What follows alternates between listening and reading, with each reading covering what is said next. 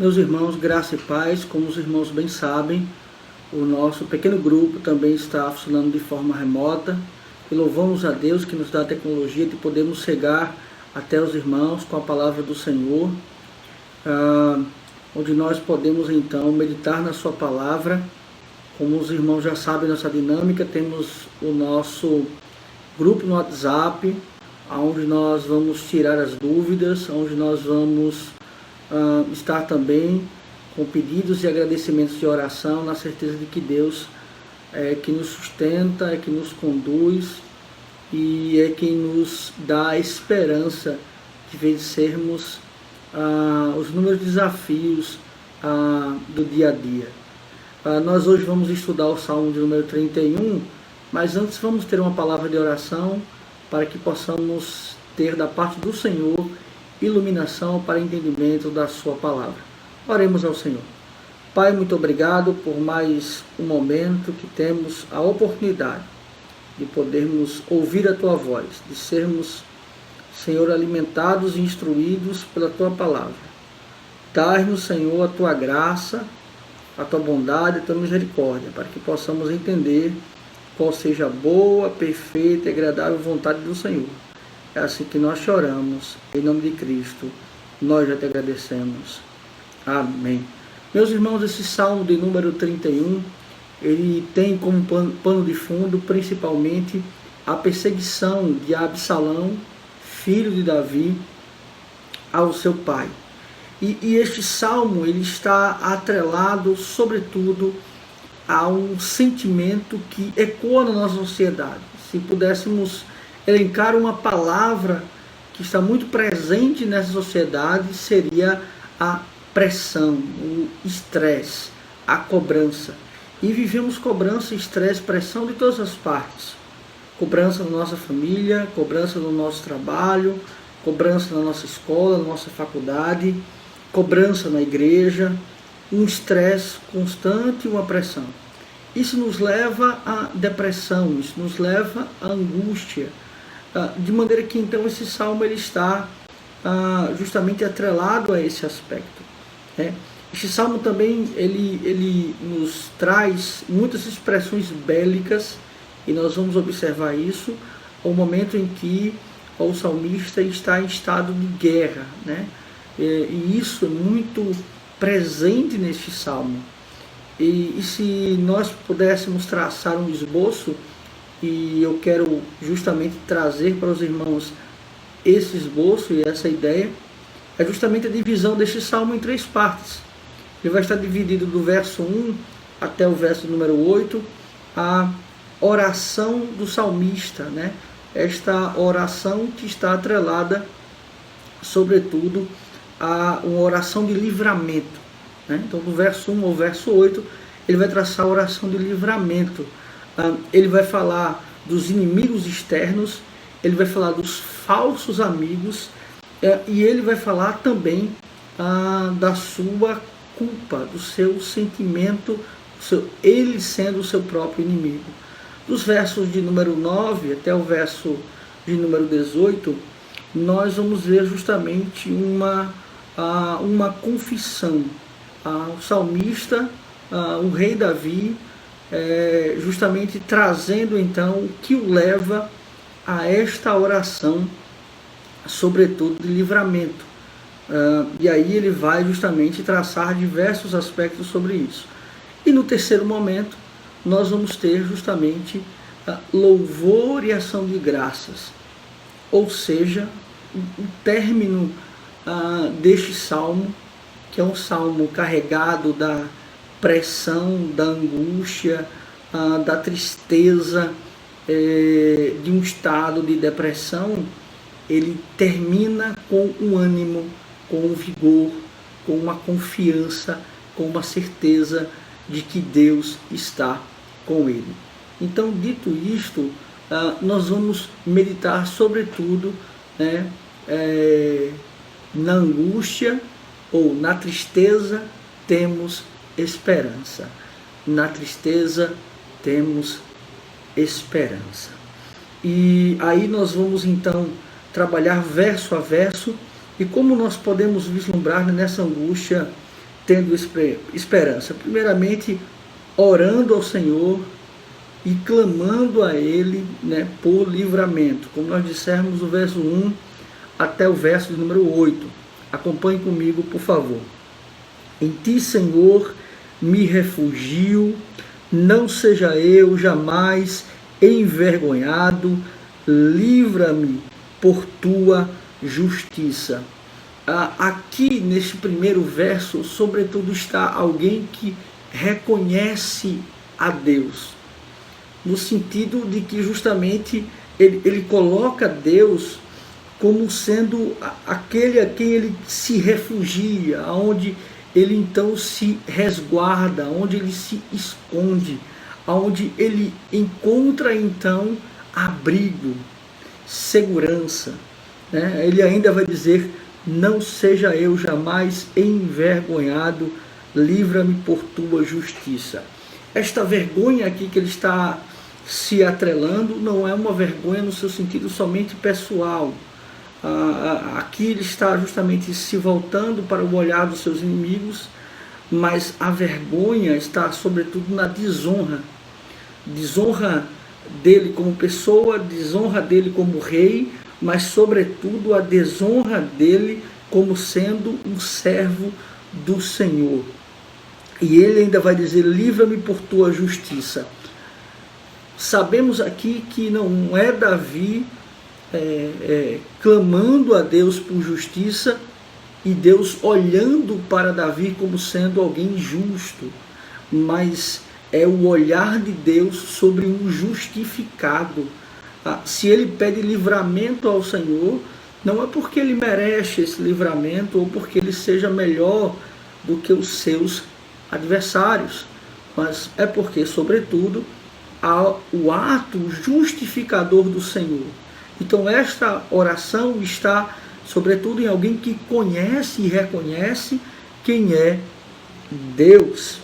Ele vai dizer: inclina-me os ouvidos, livra-me depressa, ser o meu castelo forte.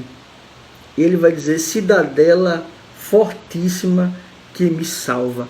Aqui justamente, novamente, ele usa essa expressão de cidadela ou de castelo forte, que é uma expressão bélica, uma expressão de guerra, ou seja, aquelas fortificações que davam segurança ao exército, que davam segurança ao rei, onde ele então poderia se refugiar, e os exércitos eles não tinham como penetrar, entrar nessas estruturas, ou seja, ser aquele forte, aquele ser inabalável.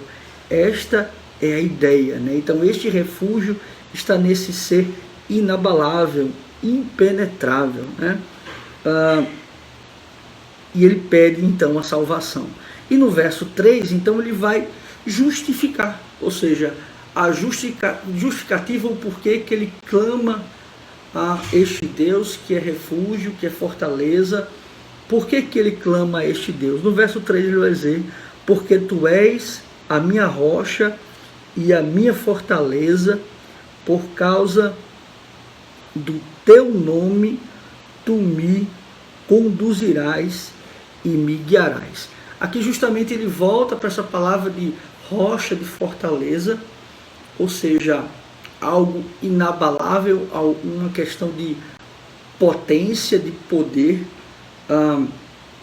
algo também impenetrável, mas também de alicerce, ou seja, Deus também era o alicerce, como uma pedra fundamental.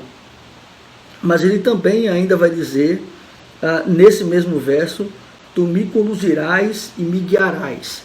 Perceba que aqui ele vai para o futuro, tendo então também, além de um clamor, uma confiança e também uma dependência. Ou seja, ele entende que não é ele sozinho que sairá desse quadro de tristeza, de derrota, de desespero, mas é sobretudo com a poderosa mão do Senhor. E não só Deus vai o arrancar, o tirar de uma situação adversa, mas Deus também vai conduzi-lo, vai guiá-lo, vai orientá-lo. Então não é simplesmente tirá-lo, mas é levá-lo também para um outro lugar, né? E ele vai dizer justamente, me guiarás. No verso 4, ele vai dizer, tira-me. Ele vai dizer, tirar-me as de laço, que as ouvistes e me amarraram, pois tu és a minha fortaleza. A ideia é justamente, novamente, de clamar, ou seja, eu não tenho condições de me soltar, de justamente desamarrar esses laços que estão sobre mim. Não, o Senhor os tira, né?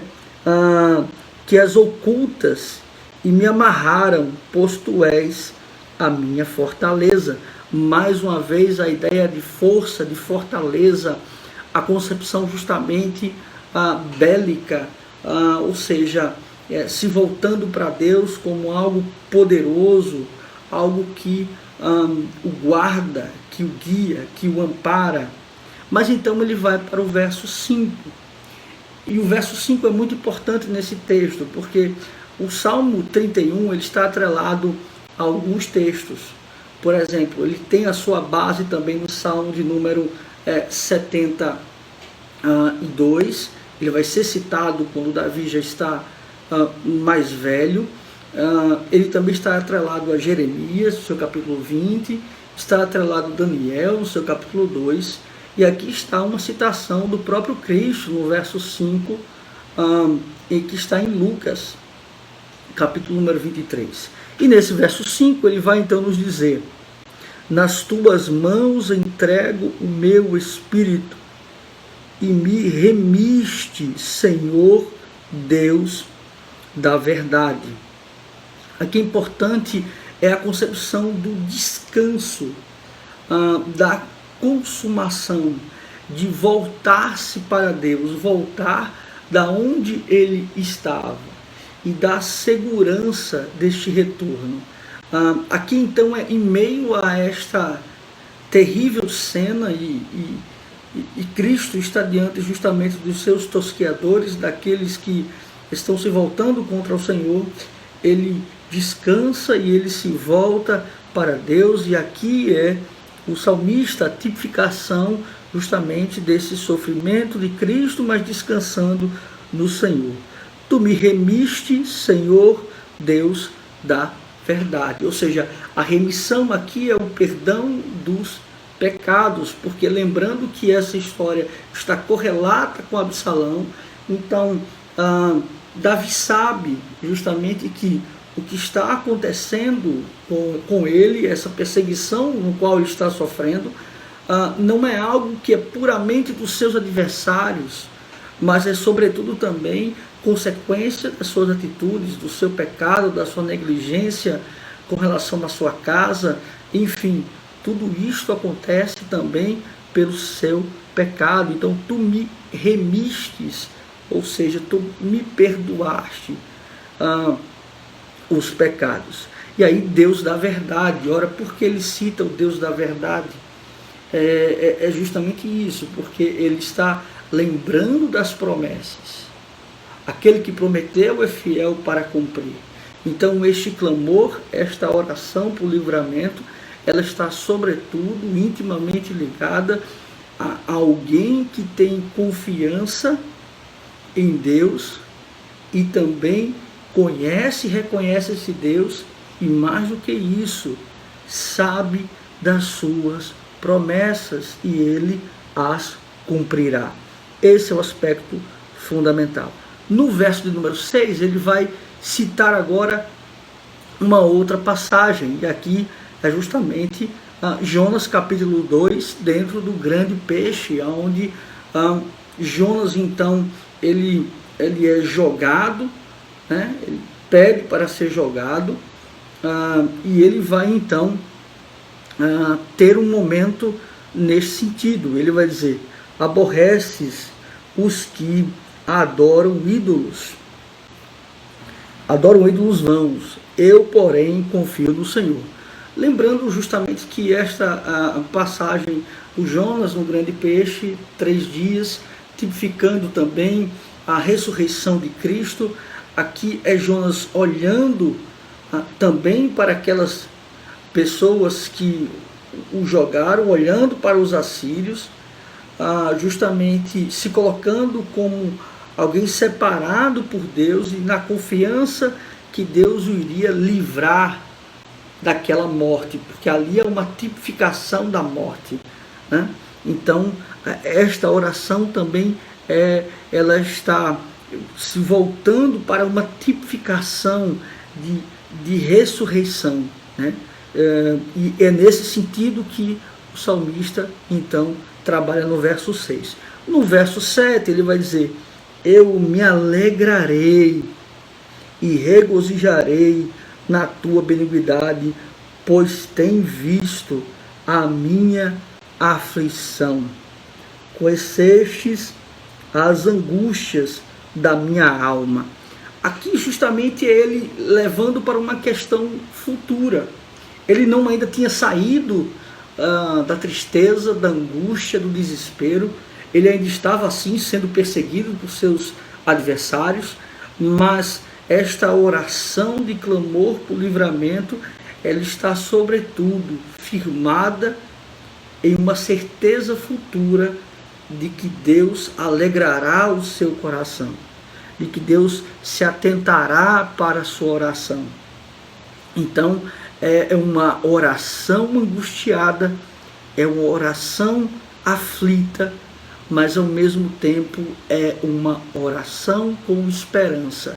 Ora, porque o nosso desejo natural da carne é justamente entrar em desespero, mas aquele que é remido, aquele que é restaurado, aquele que é eleito, aquele que é separado por Deus, o seu coração, ele é justamente cheio de esperança, cheio de confiança.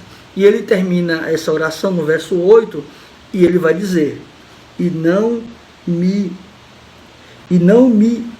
instigastes nas mãos dos inimigos, e não me entregaste nas mãos dos inimigos.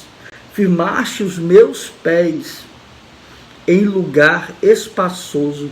Justamente a ideia de que ele não foi zombado, ele não foi envergonhado nas mãos dos inimigos.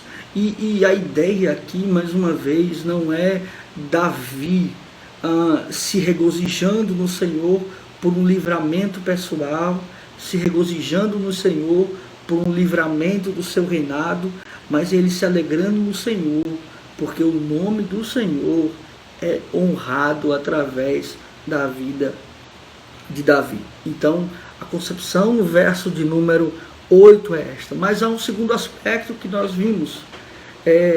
Davi agora vai descrever essas aflições. Ele vai traçar agora uma descrição dessas aflições. Por que então ele ora? E aí ele então vai descrever dos versos de número 9 até o verso de número 18. Acompanhe comigo o verso de número 9 até o verso de número 18. Compadece de mim, Senhor, porque me sinto atribulado. De tristeza os meus olhos se consomem, e a minha alma e o meu corpo. Aqui então ele vai descrever justamente que na sua totalidade ele está entristecido.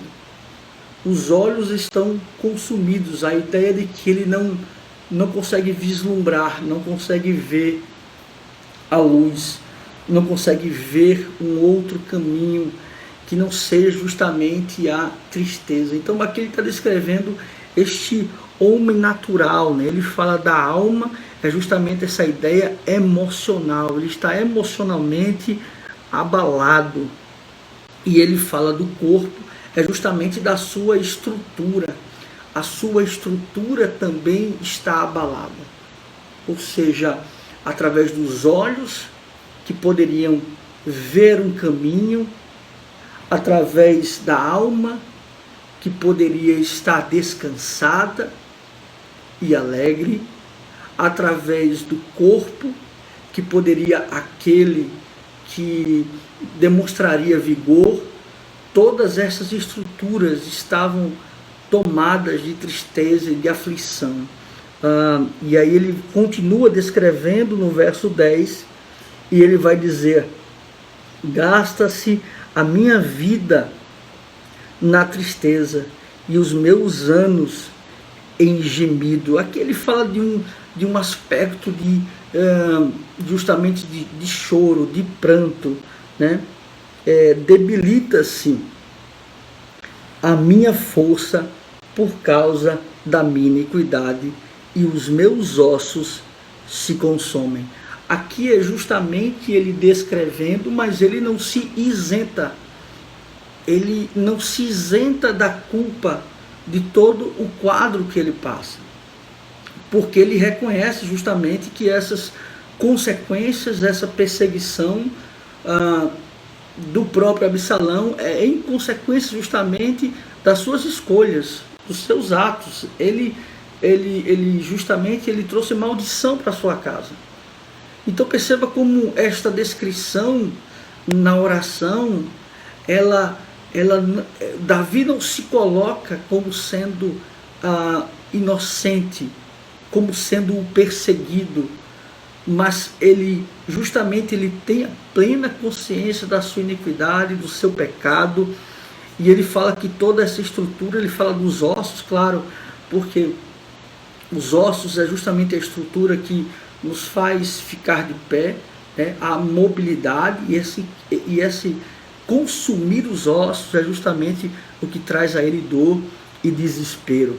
E ele continua nessa descrição no verso 11, e ele vai dizer: tornei-me opróbrio para todos os meus adversários, espanto para os meus vizinhos e horror para os meus conhecidos, os que me veem na rua fogem de mim. Aqui justamente eu me tornei algo insignificante, eu me tornei algo esquecido, eu me tornei algo rejeitado, a rejeição, né? Se tem um sentimento que é oposto ao amor, não é o ódio, mas é a indiferença, é a rejeição.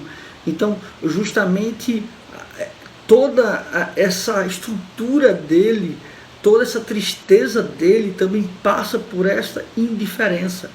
É como se ele estivesse morto estando ainda vivo, é como se ele tivesse sido riscado pelas pessoas da existência.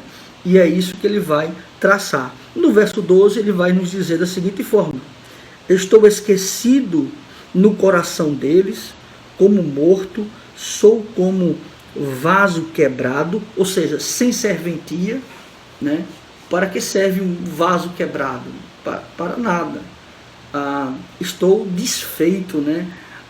A ideia de ser desfeito. Ele fala do coração, que são as entranhas, ou seja, não é só uma questão emocional que essas pessoas esqueceram de Davi, mas todo o ser dessas pessoas, no âmago dessas pessoas. No verso 13, ele vai dizer: pois tenho ouvido a murmuração de muitos, terror por todos os lados, conspirando contra mim, tramam tirar-me a vida. Aqui justamente ele vê essa concepção de pessoas estarem maquinando tirar a vida do rei Davi. Então aqui as pessoas estão maquinando tirar a vida do rei Davi. Tramam tirar-me a vida. Quanto a mim, confio em ti, Senhor. Eu disse: tu és o meu Deus. Quanto a mim, confio em ti, Senhor. E meio a esse desespero das pessoas estarem tramando contra ele, ele volta a um sentimento justamente de confiança, de alegria no Senhor. E isso é fundamental. Mais uma vez, um outro aspecto que ele vai traçar é: nas tuas mãos estão os meus dias. Livra-me das mãos dos meus inimigos e dos meus perseguidores. Nas tuas mãos, ou seja, primeiramente ele sabe que todos os dias estão na mão do Senhor. Todos os dias dele estão na mão do Senhor. Livra-me dos meus perseguidores. E no verso 16 ele vai dizer: faze resplandecer o teu rosto sobre o teu servo, salva-me por tua misericórdia. Ou seja, se revela para mim, Senhor, que eu possa vislumbrar e ver os teus feitos, que eu possa vislumbrar e ver os teus atributos. Essa é a concepção. E ele justamente vai usar sobre o teu servo, um rei se colocando como servo de Deus. Salve-me por tua misericórdia. Ora, por que Deus deveria salvar Davi? Pelos méritos de Davi? Porque ele era rei de Israel? Não, pela misericórdia de Deus. Ou seja, ele tem a consciência, ele retrata justamente os atos que ele está passando, na verdade, as emoções que ele passa, mas tendo a consciência de que é Deus que o salva por tua misericórdia. No verso 17, não seja eu envergonhado, Senhor, pois te invocarei. Envergonhados sejam os meus perversos, ou sejam os perversos, emudecidos na morte. Aqui justamente é a ideia de vergonha, não é a ideia de uma vitória pessoal de Davi, mas justamente que o nome do Senhor seja engrandecido. Percebam, a grande questão de Davi não é a sua vitória pessoal, mas é sim que o nome de Deus seja glorificado, né? De todos os povos, todas as línguas e nações. Os inimigos de Davi são, na verdade, inimigos de Deus. Eles têm esses inimigos porque eles zombam do Senhor, porque eles escarnecem o nome do Senhor. E é por isso, então, que Davi peleja e ora contra estes. E no verso 18, para terminar essa segunda parte, ele diz justamente isso: emudeçam os lábios mentirosos que falam insolentemente contra o justo, contra o justificado, contra aquele que é separado por Deus, né? E contra o justo também poderia ser uma expressão contra o próprio Senhor, né? Aqueles que proferem mentiras, que proferem enganos contra o Senhor. E ele ainda vai prosseguir, ele vai dizer: com arrogância e com desdém. Ou seja, é aqueles que zombam de Deus. E muitas vezes na nossa sociedade nós nos calamos sobre aqueles que zombam do Senhor, sobre aqueles que escarnecem o nome do Senhor. E nós precisamos reagir sobre aqueles que fazem zombaria com o Senhor. Mas não só ele ora por livramento, não só ele descreve a sua tristeza, mas o Salmo termina justamente com louvor e com confiança. Acompanhe comigo dos versos 19 até o verso de número 24. Como é grande a tua bondade, que reservastes aos que te temem, da qual usas perante os filhos dos homens, para com os que em ti se refugiam. Aqui justamente ele está dizendo que esta misericórdia, que esta bondade do Senhor, e aqui não é só uma questão circunstancial. O louvor a Deus está sobretudo pela consciência de que Deus o livrou não só de Absalão, não só de Saul, mas que Deus o livrou da morte eterna. Que Deus o livrou da morte eterna.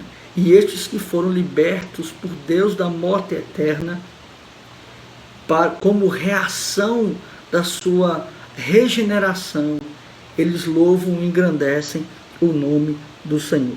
E ele vai dizer: no recôndito da tua presença, tu os esconderás das tramas dos homens, no esconderijo os ocultarás. E é justamente esta proteção de Deus, e aonde nós estamos escondidos, onde nós estamos protegidos por Deus. Ora, na própria pessoa de Cristo. Então, o nosso louvor, a nossa adoração a Deus não é pelo que Deus faz conosco nesta vida, mas é pela vida que Deus garantiu a nós em Cristo, né? Então é esta concepção: nós vamos ser guardados por Deus em Cristo. E ele ainda vai dizer: os ocultarás e na contenda, e ele vai falar justamente daqueles que têm línguas enganosas, né? Nas contendas e nas línguas enganosas. No verso 21 ele vai dizer: bendito seja o Senhor que engrandeceu a sua misericórdia para comigo numa cidade sitiada. Ou seja, eu estava cercado de inimigos, eu não tinha para onde sair, a cidade estava toda cercada, mas a misericórdia de Deus, ela foi tão grande para comigo, que ele derrotou, destruiu, derribou todos os meus inimigos. A sua misericórdia é justamente Deus não me dar, né? Não dar a mim aquilo que eu mereço.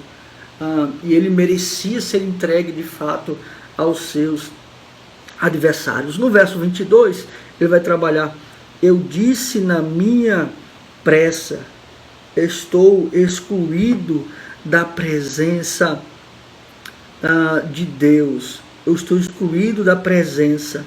Não obstante, ouviste a minha súplica, a minha súplice voz, quando clamei por teu socorro. Ou seja, muitas vezes nós, na afobação, olhando para as circunstâncias, nós pensamos que Deus não está ouvindo nossas orações, ou que Deus não está presente em nosso meio, mas quando nós temos perseverança e paciência, justamente aí Deus responde. Não é no nosso tempo. Ou seja, Davi aqui falando de mais um equívoco dele, ou seja, na sua pressa e não esperando o tempo do Senhor. Mas Deus ouviu a sua voz, né? E justamente quando ele clama a Deus por socorro. E aí no verso 23, amai o Senhor, vós todos os seus santos. O Senhor preserva os fiéis, mas retribui com largueza aos soberbos.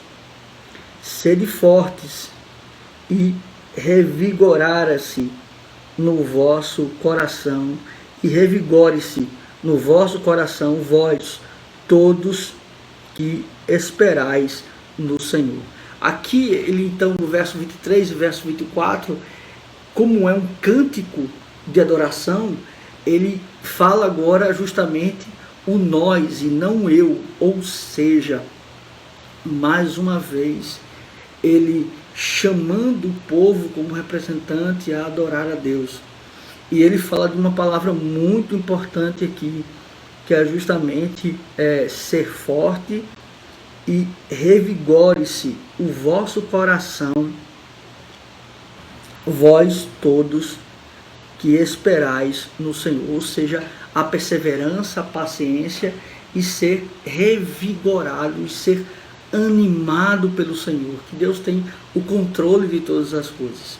E nesse momento que nós estamos vivendo, de pandemia, muitas incertezas vêm às nossas mentes, quanto ao nosso trabalho, quanto ao nosso estudo, quanto à nossa vestimenta, quanto ao nosso dinheiro, como vamos viver. Mas sabe que Deus tem o controle de todas as coisas.